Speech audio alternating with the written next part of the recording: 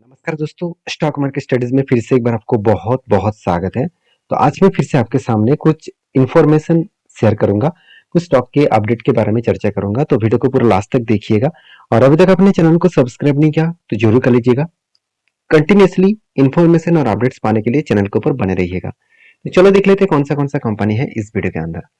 First जो company है उसका नाम है क्लीन साइंस एंड टेक्नोलॉजीज। देखिए, क्लीन साइंस एंड टेक्नोलॉजी के बारे में बात करूं तो एक ऐसी कंपनी है जिसके ऊपर आपको मतलब पहले से ही फोकस रखना होगा, क्योंकि इस कंपनी अभी देखा है तो 52 week low and 52 week high के बीच में है। मतलब उतना ज्यादा ग्रोथ नहीं हुआ है। और मजेदार बात यही है कि कंपनी के ऊपर एक भारी भरकम करेक्शन भी हुआ, जहाँ पे 30% से भी ज्यादा करेक्शन देखने को मिला। और केमिकल सेक्टर का आज डिमांड कम है तो इसीलिए शेयर में करेक्शन हो रहा है। जब केमिकल सेक्टर का फिर से डिमांड स्टार्ट हो जाएंगे तो सारे कंपनीज के ऊपर एक हाई ग्रोथेबल सिचुएशन देखने को मिलेगा। तो अभी इस कंपनी के ऊपर क्या बिजनेस सही चल रहा है कि किस तरीके से चल रहा है, तो उसके बारे में कैसे पता करें। तो उसके लिए देखिए, सबसे पहले मैं एक अपडेट में आपके साथ शेयर करूंगा। देखिए, मेनली जो कंपनी का बिजनेस है, मतलब clean clean science and technology का जो बिजनेस है, वो परफॉर्मेंस केमिकल के ऊपर 67%, साथ ही साथ आप देखेंगे तो फार्मास्यूटिकल्स के ऊपर 19%, एफएमसीजी के ऊपर 14%।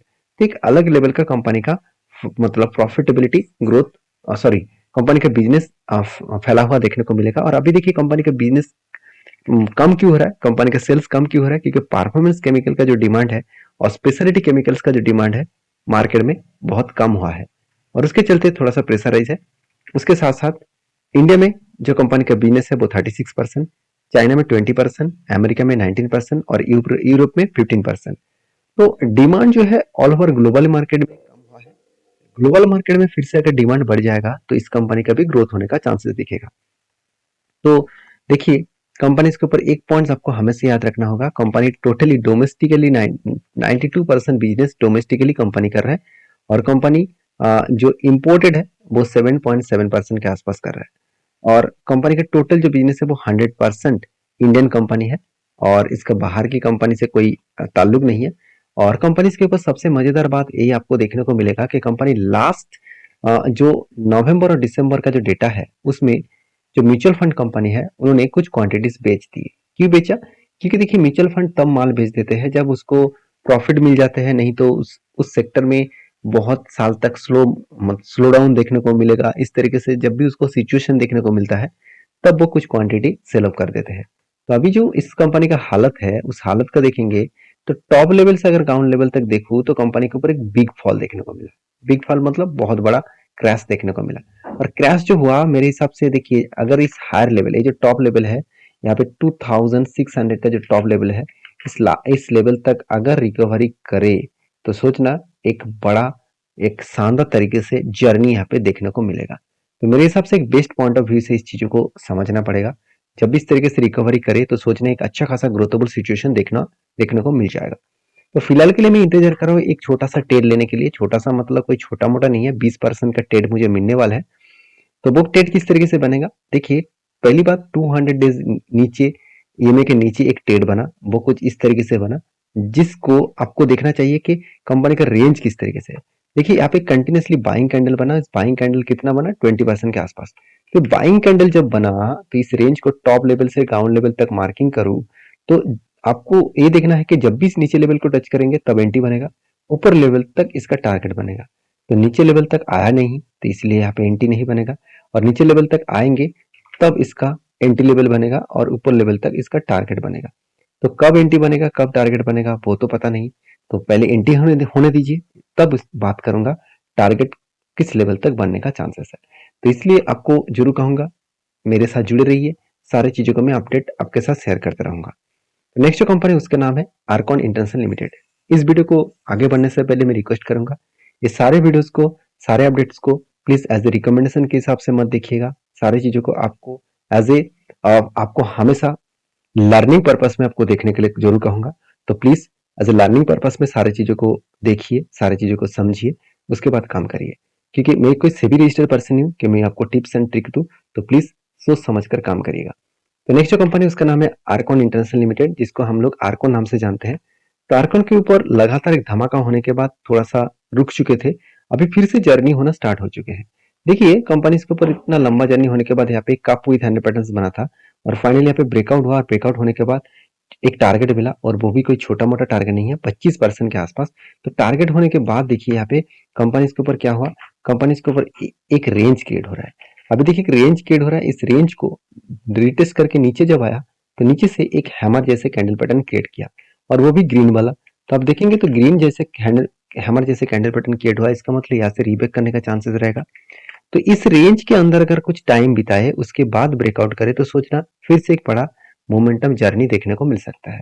तो जब भी इस तरीके से रेंज बने तब भी इस तरीके से रेंज के ऊपर आपको बड़ा सा मोमेंटम देखने को मिल जाएगा। जैसे मैं एक एग्जांपल दे रहा हूँ, जैसे देखेंगे रिसेंट एक इसी तरीके से अपडेट में आपके सामने पिछले वीडियो में रखा था M6 के ऊपर कमोडिटी मार्केट में। देखिए कुछ इस तरीके से पैटर्न बना, देखिए एक रेंज के ऊपर बहुत दिनों तक ट्रेड हुआ, उसके बाद देखिए ब्रेकआउट हुआ और धमाका हो गया।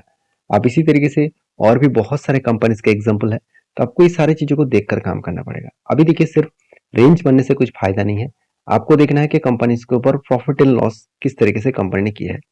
तो कंपनीज के ऊपर प्रॉफिट एंड लॉस के बारे में बात करें तो कंपनी का जो क्वार्टर रिजल्ट है वो देखेंगे तो सेल्स लगातार बढ़ता हुआ देखने को मिले और एक्सपेंस को कंपनी मेंटेन्स किए, उसके बाद नेट प्रॉफिट वो भी लगातार बढ़ता हुआ देखने को मिले। तो जब कंपनी के इतने सारे पॉइंट्स पॉजिटिव है, क्या उस कंपनी के ऊपर करेक्शन होने का चांसेस रहेगा? ज्यादा से ज्यादातर नहीं, कुछ पॉइंट ऑफ व्यू से कुछ कुछ कंपनीज के ऊपर इस तरीके से हालत बनता हुआ देखने को भी मिलता है कि कंपनी का रिजल्ट अच्छा है फिर भी कंपनी गिरते चले जा रहे हैं। तो यहाँ पे एक चीज मैं आर्कॉन इंटरनेशनल लिमिटेड के बारे में एक चीज जरूर कहूंगा कि कंपनी के ऊपर जो जर्नी हुआ वो जर्नी आप देख सकते हैं किस तरीके से जर्नी हुआ। अभी देखिए कंपनी के बोर्ड ने एक बहुत बड़ा अनाउंसमेंट किया, वो है कैपेक्स के ऊपर। देखिए पहले कैपेक्स एकदम ना के बराबर था, इसका कैपेक्स एकदम देखने को नहीं मिलता था, सिर्फ 40 करोड़ के आसपास था। वो कैपेक्स बढ़ के 97 करोड़ बना, उसके बाद अभी कैपेक्स बढ़ के 94 करोड़ बना। इसका मतलब अच्छा खासा कैपेक्स कंपनी इंक्रीज की है, खुद के बिजनेस के ऊपर अच्छा खासा पैसा भी लगाते चले जा रहे हैं। और एक पॉइंट्स मैं आपके साथ जरूर शेयर करूंगा, वो है इस कंपनी के पेयर कंपनीज में आप देखेंगे इसका जो कंप्यूटर है, इसका देखिए रेलवे और रोड कंस्ट्रक्शन के ऊपर। अब रेलवे कौन सा है, अब देखेंगे तो रेलवे कंपनीज की वजह से एस्कॉर्ट हो गया, आर्कॉन इंटरनेशनल ये भी इसका कंप्यूटर है। मतलब आर्कॉन इंटरनेशनल के साथ साथ कौन कौन है, एस्कॉर्ट है, साथ ही साथ जो मतलब टेक्सोमा है, सॉरी टेक्समा को रेल इंजीनियरिंग लिमिटेड कंपनी है, उसके साथ साथ केयर रेल इंजीनियरिंग कंपनी है। मतलब ज्यादा से ज्यादा रेलवे कंपनीज है, सिर्फ एक ही प्राइवेट कंपनी है वो है एस्कॉर्ट।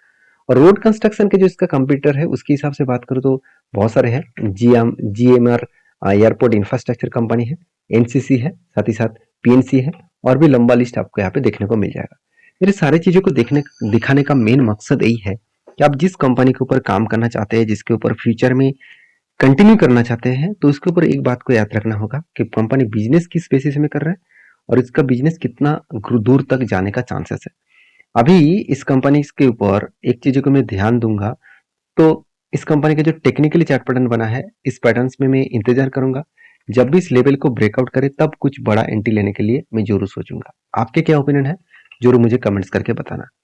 नेक्स्ट जो कंपनी उसका नाम है टेक महिंद्रा, जो एक महिंद्रा ग्रुप की कंपनी है। और टेक महिंद्रा के ऊपर एक आपको मैं अपडेट बता दूं कि टेक महिंद्रा एक ऐसी कंपनी है जिसके ऊपर आपको फोकस होना चाहिए, क्योंकि महिंद्रा ग्रुप की एक सबसे बड़ा IT सेक्टर कंपनी है। 1,30,000 करोड़ के आसपास इस कंपनी का मार्केट कैप है।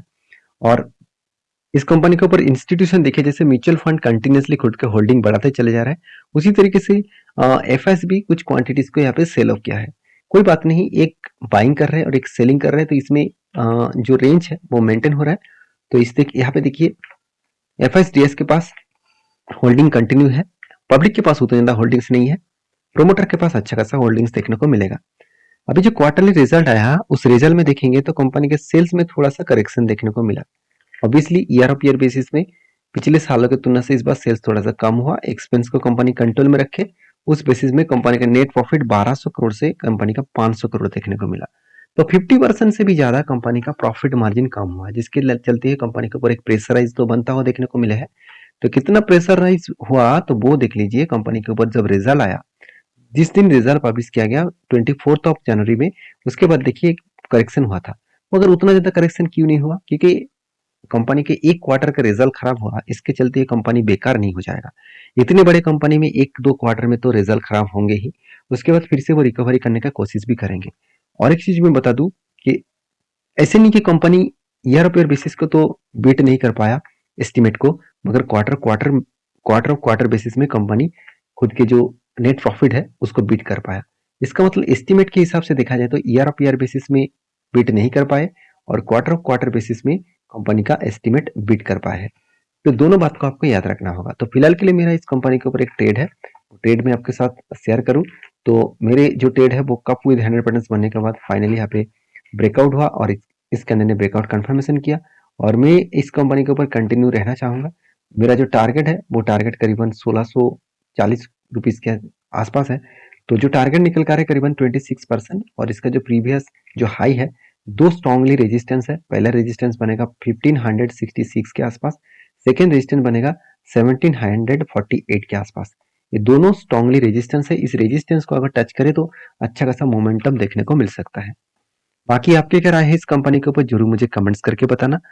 और नेक्स्ट जो कंपनी उसके नाम के बारे में बात करूं, उसका नाम है इंटेलेवेट कैपिटल वेंचर्स लिमिटेड, जिस कंपनी के ऊपर एक धमाका परफॉर्मेंस हो गया। एक साल पहले कंपनी का शेयर प्राइस था 12 रुपीज और आज कहाँ पे चल रहा है 140 रुपीज के आसपास। सोचिए सिर्फ 12 रुपीज का शेयर 140 नहीं 150 के आसपास चल रहा है।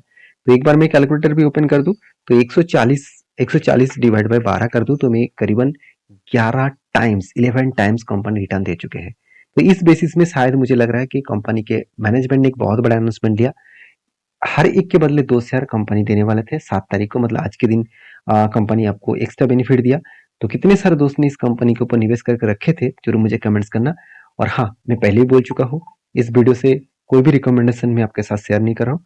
मैं आपको सारी चीज एज एजुकेशन पर्पस में सारी चीजों को सीखने के लिए, पॉइंट ऑफ व्यू से देखने के लिए मैं इस वीडियो आपके साथ शेयर कर रहा हूँ। आपको वीडियो अच्छा लगे तो प्लीज लाइक करना और दोस्तों के साथ भी शेयर करना। मिलते हैं नेक्स्ट वीडियो में, तब तक के लिए धन्यवाद।